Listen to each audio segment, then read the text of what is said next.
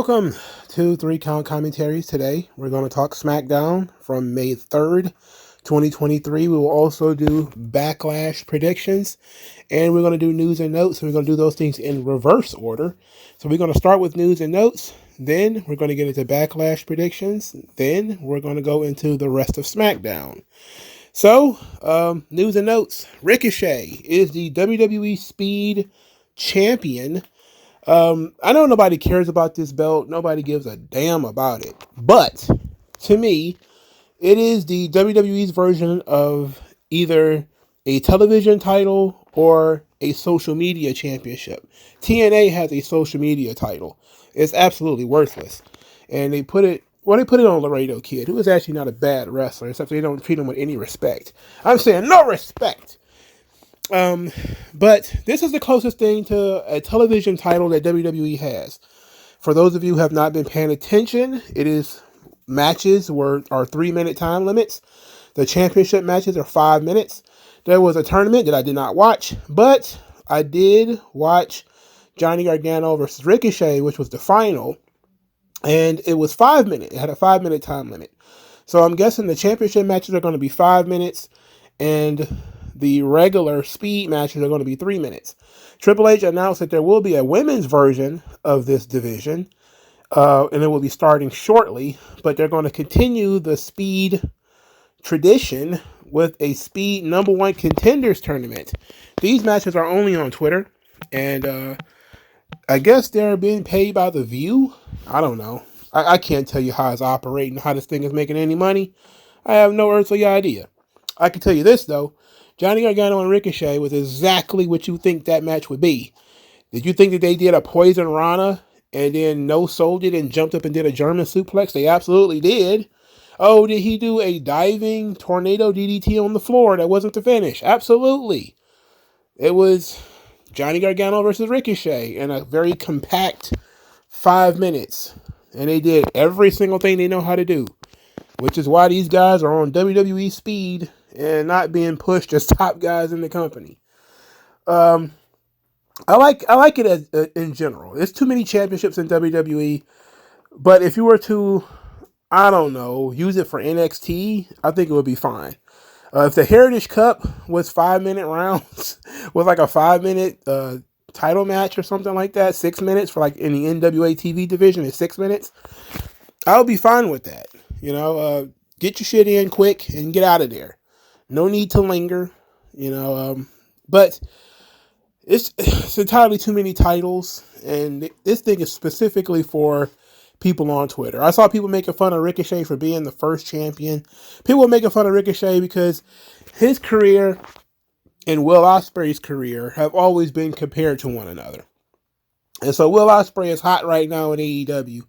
And so people are looking at Ricochet and snickering like, oh, look at what you could be doing. You could be wrestling just like because, you know, all these guys do the same thing anyway. And, you know, you could be in AEW having amazing 5-star matches. Instead, you're in the Twitterverse of WWE, the X division of WWE, which it really should have called it the X division, considering it's on X and it's a championship. It's really corny, dog. It's a really corny belt. But, poor Ricochet, right? I don't know. He's a champion in WWE. It's his, you know, 2nd or 3rd singles championship in WWE. Nobody cares about this thing, though. Just nobody gives a damn. Nobody cares, really. But he has an opportunity to make people care about it if he can. I don't think he can. I think these belts, this whole thing is just, everybody's just one step from either being sent back to NXT or being given their walking papers. I can't imagine anybody of note doing WWE Speed. I can't believe like Bobby Lashley is not going to do it. So it's like basically a 205 live cruiserweight division by another name. That's essentially what it boils down to. And Triple H, oh, these guys must wrestle. Wrestlers must wrestle. No storylines. No reason for you to watch the show. You know, it's just, they're going to have a match. It's going to be 3 minutes. Like, oh, okay. Well, sure. So that's nonsense. All right, so Ringside News, I believe it is, because I couldn't find it anywhere reputable, has been discussing the fact that Roman Reigns politicked to beat Cody Rhodes at WrestleMania 39 and wanted to lose to The Rock at WrestleMania 40. I don't know how that went. Look, I take anything that is said with Ringside News, that drunk idiot Steve Carrier. I don't take anything he says seriously. That's why I don't really follow Ringside News. But it's an interesting subject. Roman not wanting to drop the belt to Cody, at least at that point in time, because he wanted to wrestle The Rock as the champion. The idea that The Rock was trying to win the belt, look, all of this is very conspiratorial. I don't think the belt was going to be on the line anyway when they had that match, because really what was going to happen was either Rock going to lose or The Rock was going to win, bury the entire roster, and then drop the belt and we just have a tournament for it or something. That would have killed everybody. That would have killed everything. You know, like the heel turn saved a lot. But this idea that The Rock would have beat Roman and walked around with the belt and said, "Toodles," the very next night and just gave the belt away, that'd have killed everybody. It'd have killed everybody Roman beat, and it'd have killed Roman. So, thank God that didn't happen. Now, in terms of wanting to wait another year, we have heard that there was Vince McMahon's idea. We've heard that it was Cody's idea. We've heard that it was Triple H's idea. We've heard that it was Paul Heyman's idea. We've heard that it was everybody's idea that Cody lose at WrestleMania 39 and win it at 40. I don't think it matters whose idea it was at this point. I think that it proved to be a good decision. Financially, Cody didn't lose much of anything. He was still just as over at WrestleMania 40 as he was at WrestleMania 39. And, you know, the addition of The Rock really increased business for a while. Which leads to the third position. There was some folks believing that attendance and television have dipped a little bit since WrestleMania, and they're trying to blame Cody for it. Look, let's discuss this real quick. This is not going to take long. For starters, there's always going to be that post-WrestleMania dip. Roman's gone, Rock's gone, Rollins is gone, there's no Brock. Most of the stars are either gone or being pushed to the background. Backlash is a stopgap show 3 weeks after WrestleMania, 3 or 4 weeks after WrestleMania. They switched a bunch of titles. They had no contenders ready. So a lot of this stuff is booking and timing and a bunch of other stuff. And plus, the France crowd looked great. The building looked full. I heard it was the highest grossing Smackdown in history. Hey, I would imagine that they didn't miss too many beats. Maybe there's some lag post-WrestleMania, and I know that there's some playoff games and stuff going on, but I don't care about that. But mostly, the strong booking ceased after WrestleMania. Cody got taken to the mountaintop, and then he just got left there. You know, which happens all the time with top baby faces. You know, you get them to the mountaintop, you break through, and that first feud is an absolute stinker almost every single time. And what ends up happening is you have to try to see if the babyface can draw on their own. They don't have the top level heel to lean on anymore. Now they got to draw on their own. And it's a struggle, you know. The one time I do believe they did a good job, and, you know, kind of with the bounce back, was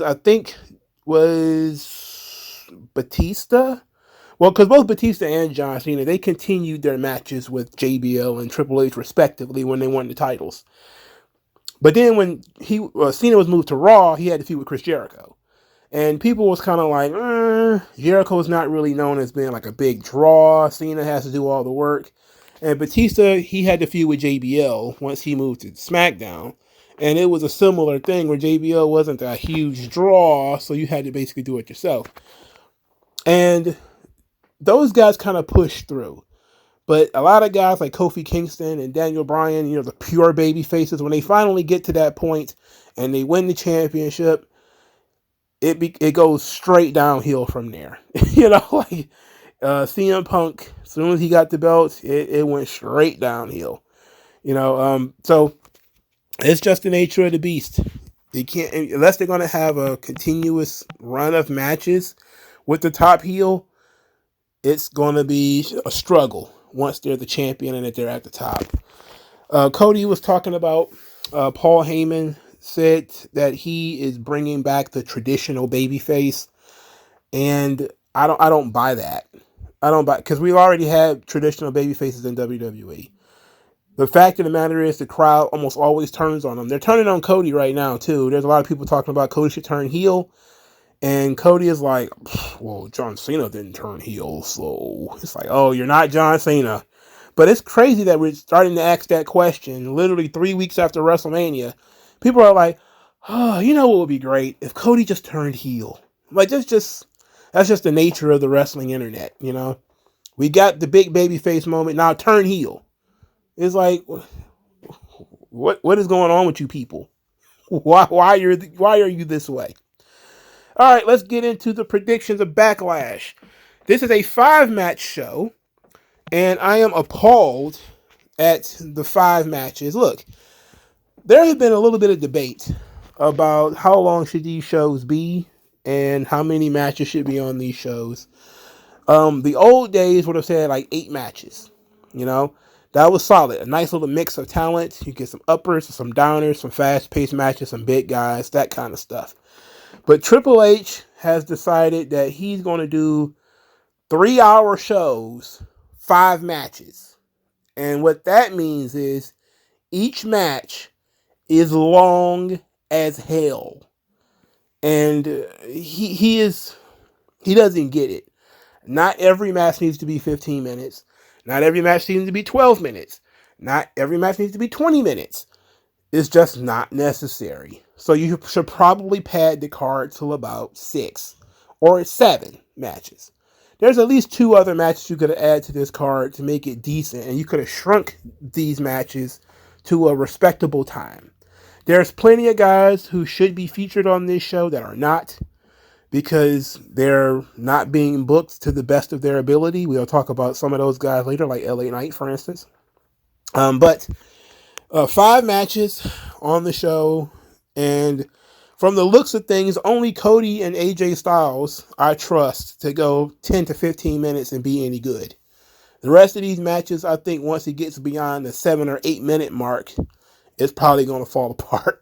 It's probably going to fall apart. But let's get into match 1.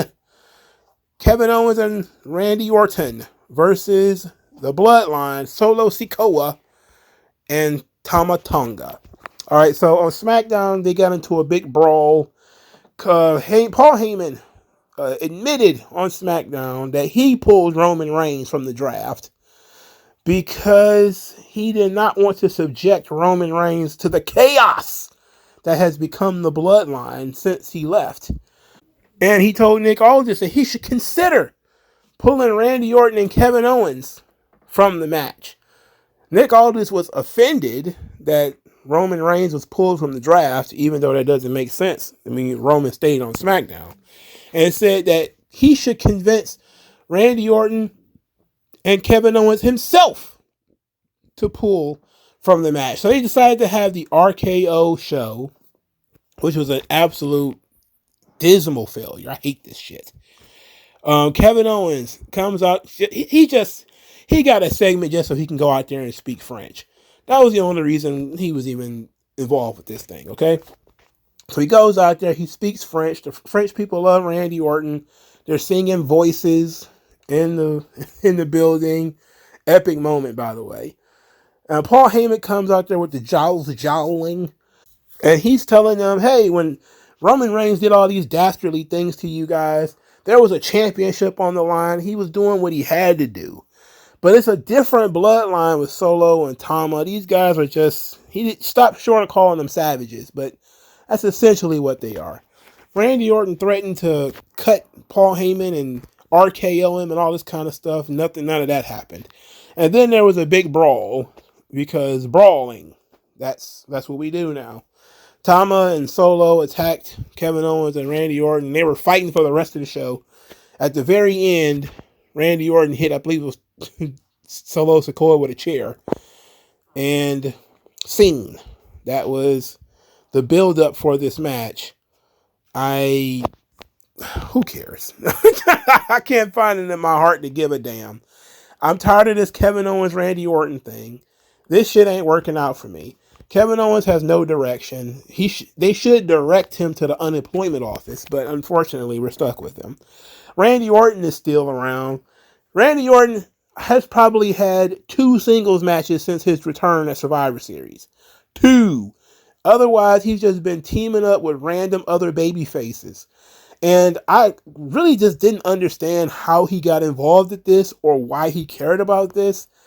And then I was like, well, he did return and say he was going to take out the bloodline. And then he sat by and was being very polite for 6 months and did nothing.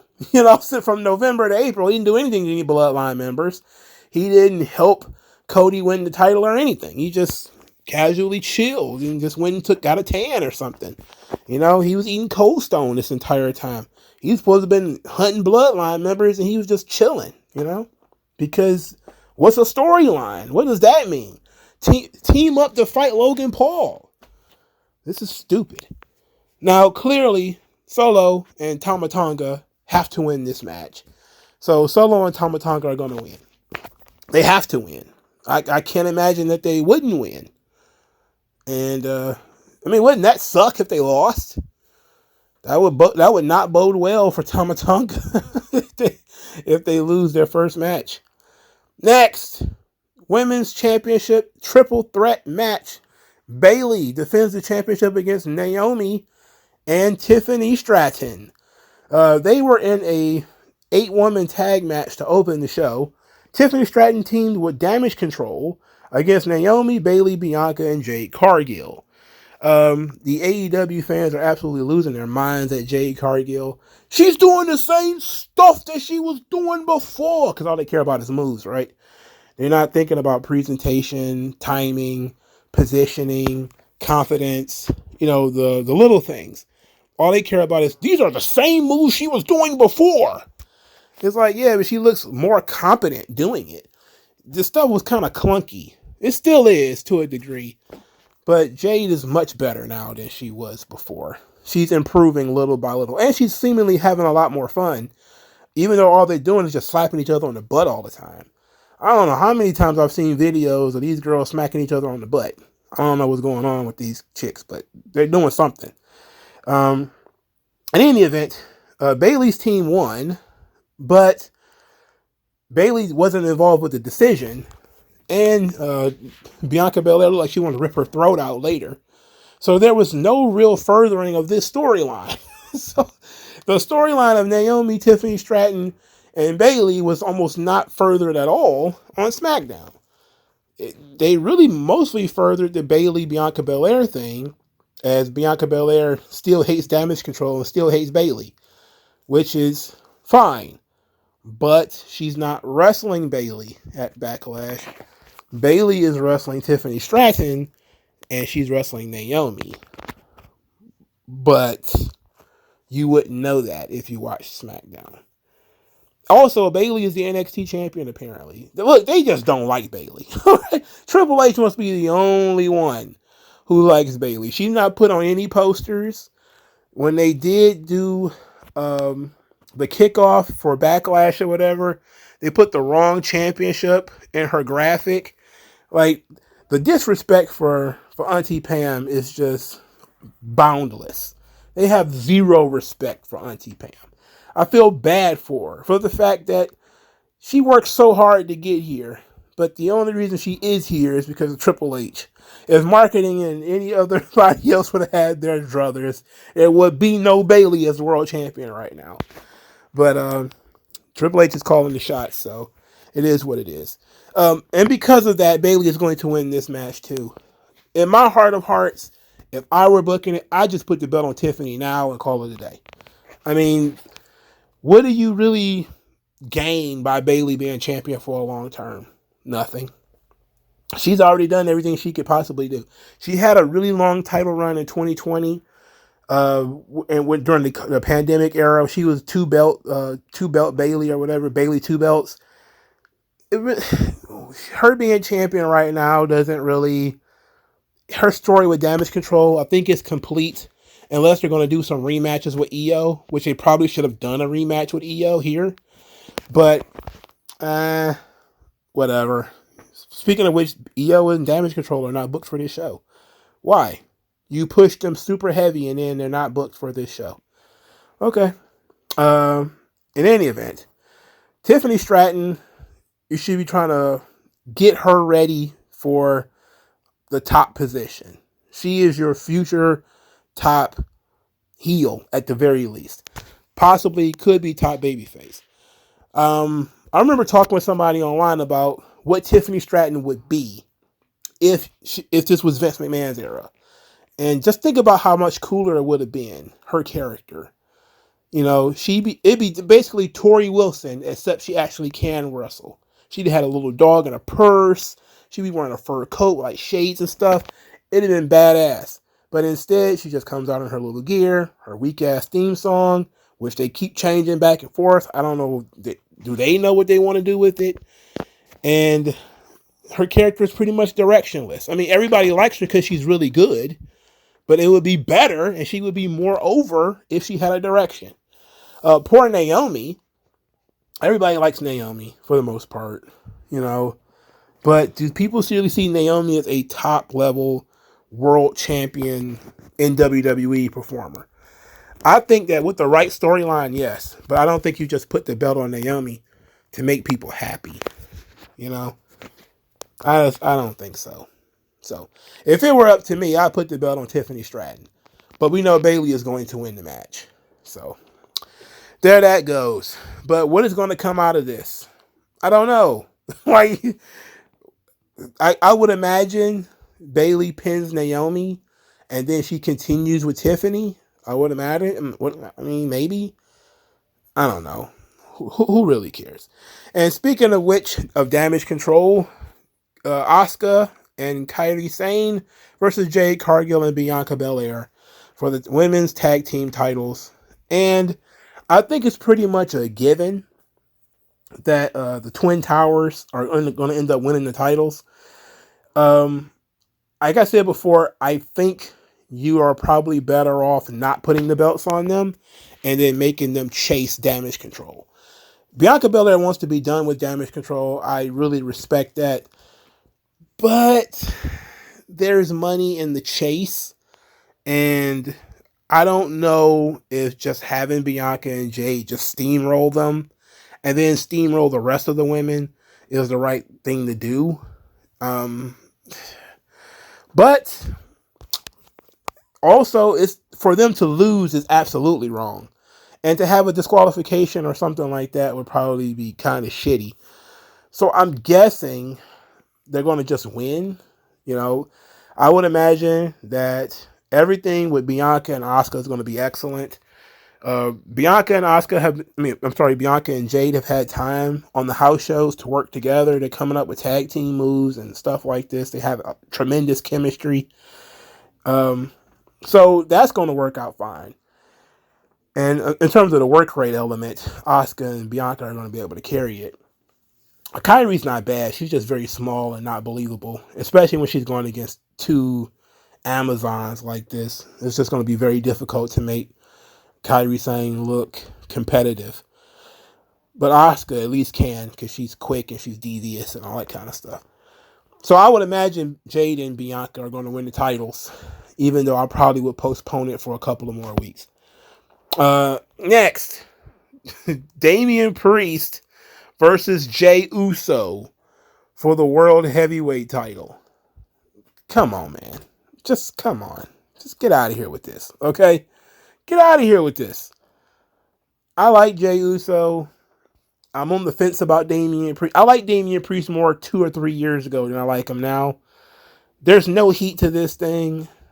There's no reason for this match to exist. They could have did this match on Raw.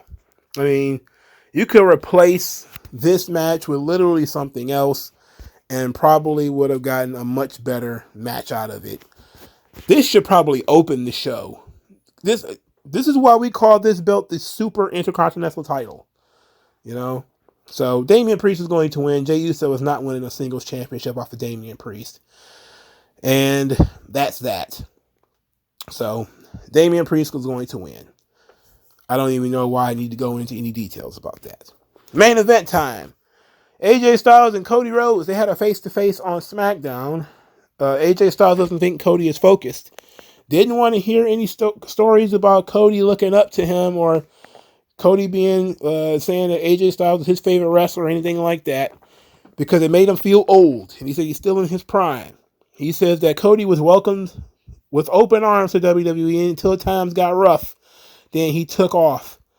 But AJ Styles was never welcomed with open arms. He had to prove himself for years to get here, and then prove himself once he got here.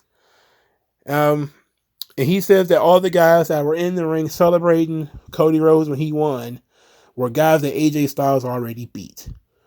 I was like, all right, that's a pretty strong promo. Cody Rhodes is trying to be respectful. Says he didn't want to disparage AJ. They're two Georgia boys, two Dogs fans. He started, the crowd is really chanting some weird shit. I don't know what they're chanting. I don't know why. They're just doing stuff. And I'm not sure what AJ said, or what Cody said that pissed AJ off, but he slapped him. And then that was it. So, they said this is going to be a dream match, which is, I don't like that term. I don't like that term, dream match. Am I extremely interested in AJ Styles versus Cody Rhodes? Yes. Is it going to be a hell of a match? Yes. Even AJ at his big age is still very good. And Cody's good too. I understand that, part of, this whole tribal thing is that Cody can only have 3-star matches. That's the AEW fans. He can only have 3-star matches. He's a 3-star savior. Because that matters. And AJ Styles is over the hill. That's the narrative. I don't care, though. This is going to be an excellent match. These two guys are going to go out there and kill it. If nothing else, this is going to be a good match. I hate that it's a one-match show like this, and everything else is kind of like, meh. But, your Lord and Savior Triple H is booking the show, so I don't know what more to tell you. I expect the show to be solid, but I really expect a lot out of Styles and Cody. I'm expecting a lot out of that. Everything else surprised me. All right, let's get into the rest of the show. The rest of SmackDown. Carmelo Hayes has a run-in with Bobby Lashley as Carmelo Hayes enters the King of the Ring tournament because it's the Royal Rumble and you could just say, I'm in, and you're in. Whatever. Anyway, he has a run-in with Lashley where Lashley tries to give him some advice and Carmelo Hayes is like, nah, I got this. And Lashley was like, but you lost last week? And Carmelo Hayes was like, when the last time you wrestled the champion? And Lashley was like, who is this little nigga? Who's this little nigga? Oh boy. So, Lashley's about to fold Carmelo Hayes and turn him into a paper plane, which he should do, but that's not what's going to happen, and we already know that. They need to make up their mind about whether Carmelo Hayes is a babyface or a heel. They need to make up their mind about whether Bobby Lashley is a babyface or a heel. These things seem to change pretty much every week now, and it's completely unnecessary. Make up your minds. Because if Lashley is a babyface, then Carmelo Hayes is a heel in this scenario. But if he's a heel, then Carmelo Hayes is a babyface in this scenario. Make up your minds. But I'm okay with these two guys having it. They're going to get into it probably in the tournament. AOP defeat Tyler Bate and Pete Dunne. Oh my God. Oh, the small British dudes. They suck so bad, man. Oh, and they get so much time on this show. That's the worst thing. It's not even the fact that they suck. And they do suck, trust me. Believe me, they garbage. But my word, they get so much time. This match was entirely too long. It should have been a squash match. AOP. You wonder why AOP and Karrion Kross and all these guys are not over? Because they never fucking win. Now, they won this match, but they're big dudes who should be winning convincingly. They're struggling 50-50 with 5'2" fucking midgets. That's why they're not over. That's why the crowd doesn't react. They see giant dudes and then they go in there and they start struggling. No, you're not intimidating. Your booking doesn't fit your character. When those two things meet, everything is good. All right. LA Knight defeated Angel. Afterwards, LA Knight announced he's going to be in the King of the Ring tournament. Santos Escobar said that LA Knight talked too much and that he's going to be in the King of the Ring tournament too. All right. LA Knight, boy, he fell off a cliff since that match in Saudi, didn't he? He barely made it to the WrestleMania card. He won, and then immediately was 50-50 booked to lose to AJ Styles. And now he's in the King of the Ring tournament with no direction whatsoever and is not likely to win the tournament at all, period. Santos Escobar ain't got a chance in hell to win that tournament. He's just in there to take a loss. It is what it is for him. But LA Knight, boy, everybody's talking about how great he is and how Vince dropped the ball and there's so much money in LA Knight.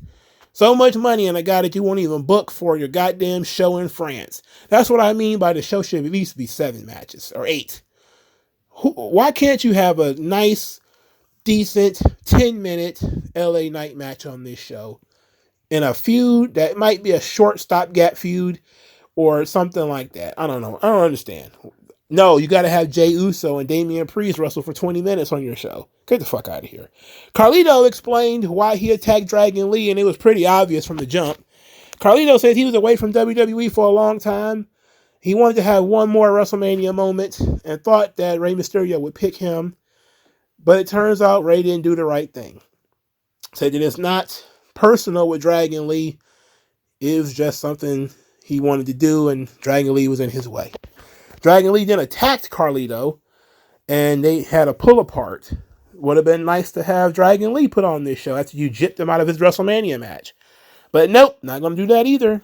Okay. The Street Profits lost, because they always lose too, to Grayson Waller and Austin Theory. Now, this match was fine. This was fine. Waller and Theory need to be established as the tag team champions. Beating the Street Profits would have been is a good match. I really sad that Street Profits probably have not won a tag team championship in 3 years. I don't think they have won a tag team title since COVID. It's been a while since they won a tag team championship. It's been a good while. But I'm okay with Waller and Theory winning. They were the right guys to win. And that was the in-ring main event of SmackDown, and that is it for the SmackDown review. The crowd made the show. The crowd was very excited. They actually popped for the small British guys, so that should tell you where their minds are. I mean, they gave AOP no reaction because nobody does ever. But usually the small British guys don't get any reaction either, but they got them here. I don't understand why these guys are featured every week and Pretty Deadly aren't.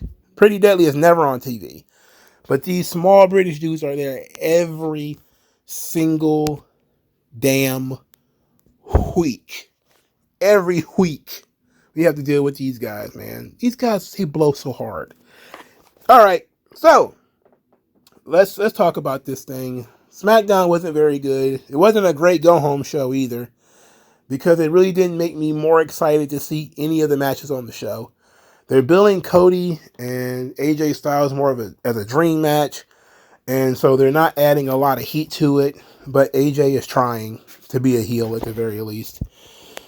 Everything else on the show, I guess Bianca's thing with Damage Control still has some heat to it, but nothing else on the show was really built, I feel. It wasn't a good go-home show, but it was a decent episode of SmackDown. But let me know what you guys think. Like, share, subscribe. I'll talk to you guys later. Peace.